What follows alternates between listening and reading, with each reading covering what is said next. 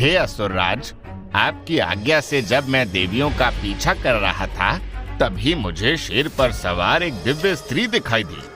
उसका रूप, तेज व यौवन ऐसा था कि उसे देखते ही मैं विस्मित हो गया। परंतु तभी वो स्त्री सभी देवियों के साथ एक दिव्य द्वार के अंदर प्रवेश कर अदृश्य हो गई। प्रधान सेनापति, आखिर कौन है वो स्त्री जिसने हमारे विरुद्ध जाकर देवियों की सहायता की? हे असुरराज, ऐसे अद्भुत सौंदर्य की धनी स्त्री को मैंने अपने जीवन में पहले कभी नहीं देखा।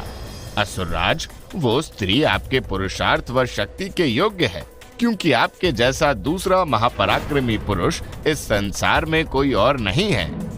भ्राता शुंभ, मुझे ऐसा प्रतीत हो रहा है वो दिव्य सुंदरी आपकी पटरानी बनने योग्य है।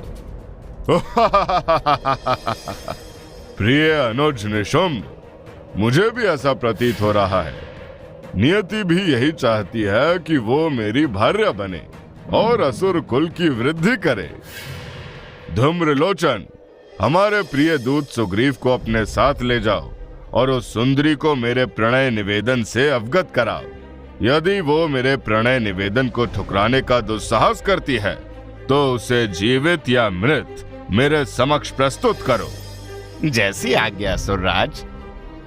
शुंभ से आज्ञा लेकर धूम्रलोचन और सुग्रीव अपनी माया से तत्काल विंध्याचल पर्वत के वन क्षेत्र में पहुंच जाते हैं, जहां वो माता कौशिकी को वायु वेग से इधर उधर ढूंढने लगते हैं। तभी उन्हें वन क्षेत्र में एक विशाल गुफा दिखाई देती है, जिसका मार्ग बंद था।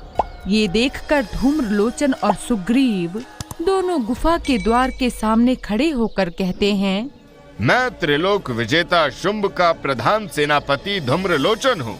अतः ये मेरा आदेश है कि तुम अति शीघ्र मेरा मार्ग प्रशस्त करो। धूम्रलोचन की आवाज सुनकर गुफा का मार्ग स्वतः खुल जाता है, जिसके बाद धूम्रलोचन और सुग्रीव अंदर प्रवेश करते हैं और देखते हैं कि माता कौशिकी अपने वाहन सिंह पर ध्यान मुद्रा में बैठी हुई हैं।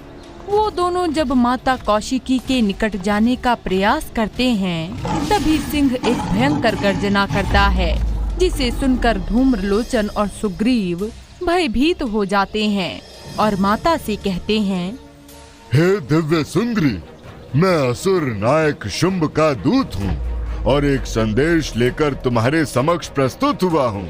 अतः अपने सिंह को शीघ्र ही शांत करो।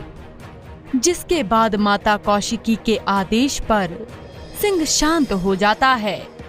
ये देखकर सुग्रीव माता कौशिकी से कहता है, हे सुंदरी, तुम अद्भुत अकल्पनीय हो।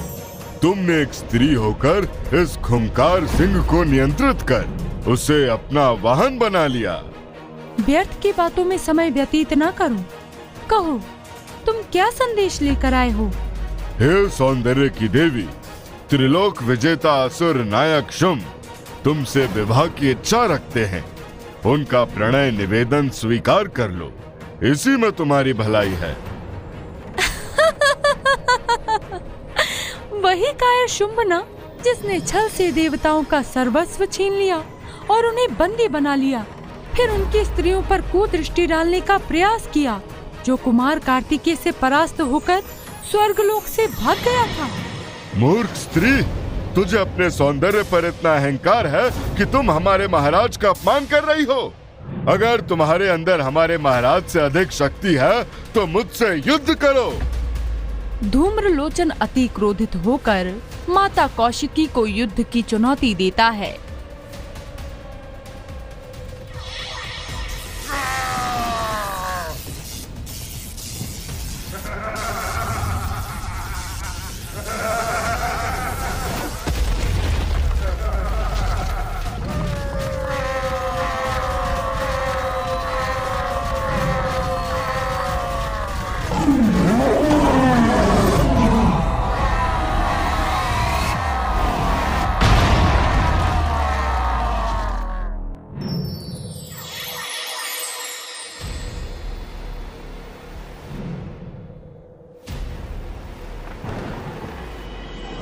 प्रधान सेनापति, ये स्त्री जितनी सुंदर है उससे कहीं ज्यादा मायावी और शक्तिशाली है।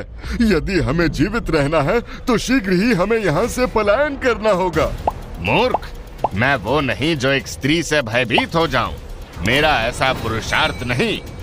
धूम्रलोचन, अभी तक मैं राजदूत धर्म का पालन कर रही थी। यदि तुम्हें अपने प्राणों से तनिक भी मोह है तो इसी क्षण यहाँ से चले जाओ। सुंदरी, मैं तो यहाँ विवाह का प्रस्ताव लेकर आया था, परंतु तूने हमें क्रोधित कर युद्ध करने के लिए विवश कर दिया। परंतु अब मेरी शक्तियों के आगे तुम्हारी ये माया बिल्कुल नहीं चलेगी। जिसके बाद धूम्रलोचन अपनी शक्तियों से असंख्य काले साए उत्पन्न कर देता है और उन्हें माता कौशिकी को अपने वश में करने का आदेश देता है।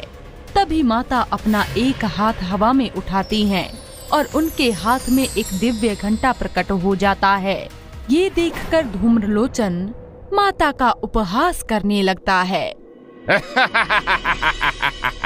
निर्बल नारी, क्या तुम्हारी मति भ्रष्ट हो गई है जो एक घंटे से काले साए का सामना करोगी? माता कौशिकी धूम्रलोचन के प्रश्नों का कोई उत्तर नहीं देती, परंतु अपने सिंह पर सवार मंद मंद मुस्कुराने लगती हैं। माता को प्रसन्न मुद्रा में देखकर धूम्रलोचन और अधिक क्रोधित हो जाता है और फिर से माता कौशिकी को वश में करने का आदेश देता है। सभी काले सायों को अपने निकट आते देखकर माता सिंह पर सवार शांत चित्त होकर घंटे से नाद करने लगती हैं। घंटे का नाद इतना भयंकर था जिस कारण समस्त सृष्टि में भूचाल आ जाता है और सारे काले साए एक एक कर स्वतः गायब हो जाते हैं। धूम्रलोचन माता की शक्तियों के समक्ष कई बार हार चुका था, परंतु उसके बाद भी वो माता से प्रतिशोध लेने का एक और प्रयास करता है। तुच्छ नारी, अब मैं अपनी माया से सहस्त्र हजार सैनिक उत्पन्न करूंगा और उसकी सहायता से तुझे पराजित कर दैत्यराज शुंभ के समक्ष दासी बनाकर ले जाऊंगा। धूम्रलोचन असुर सैनिकों को उत्पन्न करने के लिए विशालकाय रूप धारण कर अपनी दोनों भुजाओं को हवा में उठाता है। माता कौशिकी ये भली भांति जानती थीं कि धूम्रलोचन अपनी दोनों भुजाओं की सहायता से असंख्य असुर सैनिक उत्पन्न कर सकता है। इसीलिए माता कौशिकी अपने एक हाथ से एक विद्युत पाश उत्पन्न कर धूम्रलोचन की दोनों भुजाओं को उससे बांधकर उसे शक्तिहीन कर देती हैं। परंतु इसके बाद भी धूम्रलोचन माता को हानि पहुंचाने का प्रयास करता है। मायावी स्त्री, मैं बिना भुजाओं के भी तेरा अंत कर सकता हूँ। धूम्रलोचन माता कौशिकी की शक्तियों को अब तक ना समझने की भूल करता आ रहा था। इसी कारण माता कौशिकी इस बार धूम्रलोचन का अंत करने का निर्णय करती हैं और एक चंद्राकार कटार उत्पन्न कर धूम्रलोचन के ऊपर प्रहार करती हैं।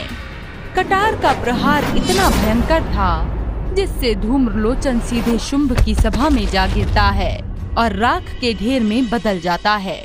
ये देखकर शुंभ सहित सभी असुर भयभीत हो जाते हैं। उधर धूम्रलोचन का वध होते ही सुग्रीव भी माता के शरणागत हो जाता है।